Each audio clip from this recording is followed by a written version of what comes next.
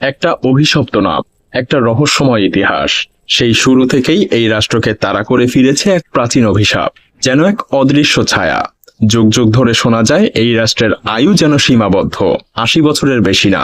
হাজার হাজার বছরের পুরনো ইহুদিদের সেই পবিত্র ধর্মগ্রন্থ তালমুদের ভবিষ্যৎবাণী আজও বাতাসে ফিসফিস করে বলে যায় ইসরায়েলের ধ্বংস ঘনিয়ে এসেছে। আর ইংরেজিতে এই অভিশাপকে বলা হয় কার্স অফ 8 ডেকেড, অর্থাৎ অষ্টম দশকের অভিশাপ। আজও এই আধুনিক ইসরায়েল শহরের প্রতিটা ইট পাথর যেন সেই অভিশাপের ভার বয়ে চলেছে। অন্ধকারে লুকিয়ে থাকা সেই ইতিহাসের রক্তাক্ত ছাপ, ভঙ্গুর স্মৃতিরা আজও প্রতিধ্বনি তুলেছে, পুনরাবৃত্তি হবেই।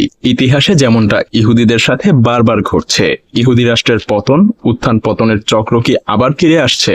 এটা কি কোনো দুর্ঘটনা, নাকি ইহুদি জাতির কুকর্মের ফলে অবধারিত এক পরিণতি? এই মাটির প্রতিটা ধূলিকণায় যেন গোপন ষড়যন্ত্রের গন্ধ। ইসরায়েল কি পারবে তাদের সেই ৮০ বছরের সীমা অতিক্রম করতে, নাকি তাদের ধর্মীয় গ্রন্থের অভিশাপে এক কালো ছায়া গ্রাস করতে চলেছে তাদের ভবিষ্যৎকে ঠিক ২০২৮ সালের মধ্যেই? কেন ইসরায়েলের নেতারা এতটা উদ্বিগ্ন, এতটা অস্থির? তাহলে কি আর ৪ বছরের মধ্যেই ইসরায়েল ধ্বংস হতে চলেছে? আর হলে সেটার কারণই বা কি হবে? ইরান, নাকি ইহুদিদের নিজেদেরই অভ্যন্তরীণ দ্বন্দ্ব, নাকি অন্য কিছু? দেখতে থাকুন। এক কথায় ইহুদি জাতির ইতিহাস যেন এক অভিশপ্ত চক্র, যার হাত থেকে তারা কখনোই রেহাই পায়নি। কারণ প্রথমবার প্রাচীন ইসরায়েল গঠিত হয়েছিল কিং সলোমনের অধীনে প্রায় ৩০০০ বছর পূর্বে, যাকে মুসলিমরা বলে থাকে নবী সুলাইমান। ইহুদি জাতির জন্য এটা ছিল এক গৌরবময় সাম্রাজ্য, যেখানে সলোমনের মন্দির থেকে আকাশে ধূপের মতো উঠে যেত তাদের ক্ষমতার প্রতীক। কিন্তু সেই গৌরবের নিচেই জমতে থাকে বিশ্বাসঘাতকতা, অন্যায় এবং লোভ। সলোমনের মৃত্যুর পরেই শুরু হয় ইহুদি জাতির ভেতরের ভাঙন। ক্ষমতার জন্য নিজেদের মধ্যেই যুদ্ধ বাধে, ইসরায়েল দ্বিখণ্ডিত হয়। উত্তরে ইসরায়েল, দক্ষিণে জুদা। এটাই ছিল তাদের প্রথম পতনের শুরু।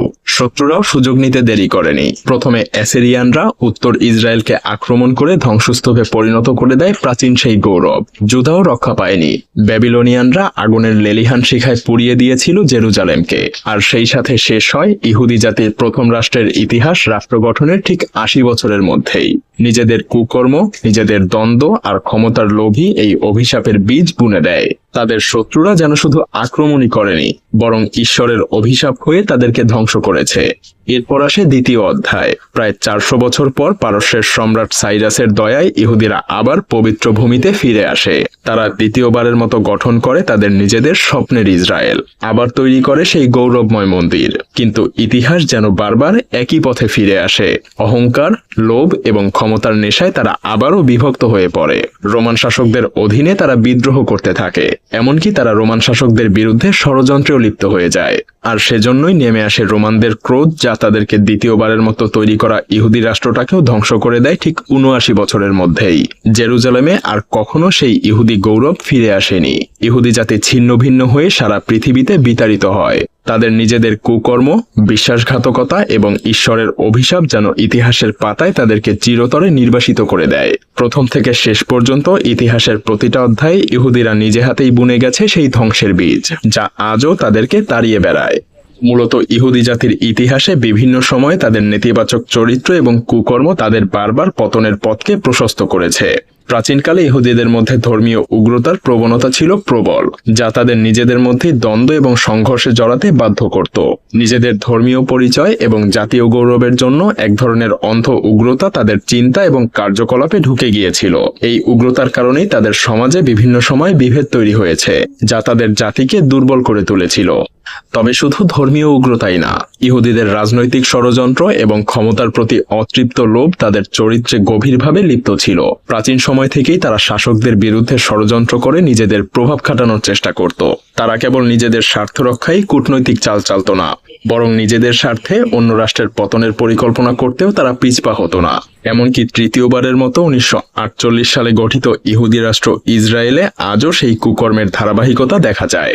আধুনিক ইসরায়েলের মধ্যেও সেই পুরনো রাজনৈতিক ষড়যন্ত্র, ধর্মীয় উগ্রতা এবং ক্ষমতার লোভ বিরাজ করছে। বৈশ্বিক রাজনীতিতে প্রভাব খাটানোর চেষ্টা, বিভিন্ন দেশকে নিয়ন্ত্রণে রাখার ইচ্ছা এবং শত্রুর বিরুদ্ধে বিভিন্ন কূটকৌশলে ষড়যন্ত্র চালানো আজও তাদের এক প্রধান লক্ষ্য।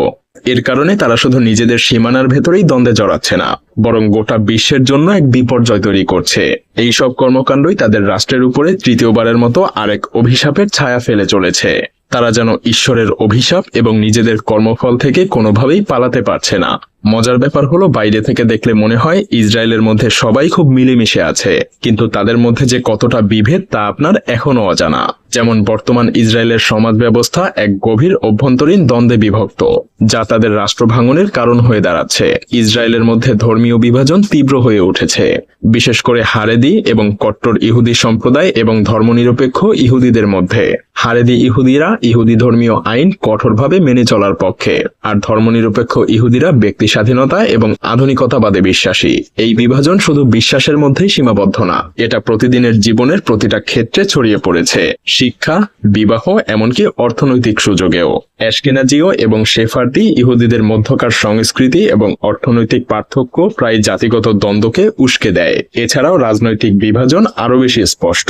কট্টর ডানপন্থী দলগুলো এবং উদারপন্থী দলগুলোর মধ্যে মতবিরোধ ইসরায়েলের রাজনৈতিক কাঠামোকে প্রতিনিয়ত ভঙ্গুর করে তুলেছে। সরকারে একের পর এক পরিবর্তন, রাজনৈতিক অস্থিরতা এবং নেতাদের মধ্যে বিশ্বাসের অভাব এই দ্বন্দ্বগুলোকে আরো বাড়িয়ে তুলেছে। তাদের এই আগুনে ঘি ঢেলেছে ইরান ইসরায়েলের সংঘাত।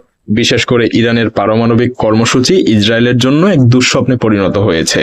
ইরানের পারমাণবিক প্রযুক্তি যতই এগিয়ে চলেছে, ততই ইসরায়েলের মধ্যে যেন আতঙ্ক ছড়িয়ে পড়ছে। ইসরায়েলের সাবেক এবং বর্তমান প্রধানমন্ত্রীরা প্রকাশ্যে বারবার বলছেন, ইরান যদি পারমাণবিক অস্ত্র পায় তবে তা ইসরায়েলের ধ্বংস ডেকে আনবে। এমনকি ইসরায়েলের বর্তমান নেতাদের কণ্ঠে আজ স্পষ্ট শোনা যায় অনিশ্চিত ভবিষ্যতের আতঙ্ক। সম্প্রতি ইসরায়েলের বর্তমান প্রধানমন্ত্রী এক বক্তৃতায় বলেছেন, ইসরায়েলের সামনে এখন সব ধরনের চ্যালেঞ্জ। ইসরায়েলের সামনে এখন এমন সব চ্যালেঞ্জ যা আমাদের রাষ্ট্রের ভিত্তিকে হুমকির মুখে ঠেলে দিয়েছে। এই সময়ে আমাদের ঐক্য, আমাদের শক্তি এবং স্থায়িত্বের প্রয়োজন। তার কণ্ঠে লুকানো উদ্বেগ যেন এক গভীর অশান্তির ইঙ্গিত দেয়। কি হবে এই রাষ্ট্রের পরিণতি? সাবেক প্রধানমন্ত্রী নাফতালি বেনেটও ইসরায়েলের নিরাপত্তা নিয়ে শঙ্কিত। এক বক্তব্যে তিনি বলেছেন, আমরা যেন ধ্বংসের কিনারায় দাঁড়িয়ে আছি। আমাদের ঘরে শত্রু, বাইরে শত্রু, আর অভ্যন্তরেও যেন ভাঙনের সুর বাজছে। আমাদের সামনে আর ঠিক কতদিন? আমরা কি ইতিহাসের সেই অভিশপ্ত অষ্টম দশকের অভিশাপের চক্র থেকে রেহাই পাবো? বেনেটের কথায় এক বিষাদের সুর, এক ভয়ের ছায়া।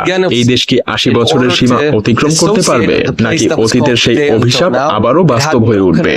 এই সব তথ্য একত্র করলে দেখা যায়, ইসরায়েল যেন তার অতীতের কুফল এবং অভিশপ্ত ভবিষ্যতের ছায়ায় ধীরে ধীরে ধ্বংসের দিকে এগোচ্ছে। ইতিহাসের পাতায় বারবার প্রতিধ্বনিত হয়েছে যে ইসরায়েলের অস্তিত্ব ৮০ বছরের বেশি টিকে না থাকার অভিশাপ নিয়ে জন্মেছে। তাদের পবিত্র ধর্মগ্রন্থের সেই ভবিষ্যৎবাণী কি সত্যিই আবার প্রতিফলিত হবে?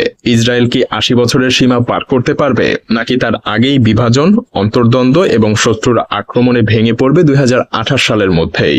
কারণ ২০২৮ সালে তো তাদের সেই ৮০ বছর পূর্ণ হতে চলেছে। ঠিক যেন একটা অভিশপ্ত চক্রের শেষ পর্যায়ে ইহুদিদের দেশ ইসরায়েল। কি ঘটতে চলেছে তা দেখতে হলে আমাদেরকে অপেক্ষা করতে হবে ২০২৮ সাল পর্যন্ত।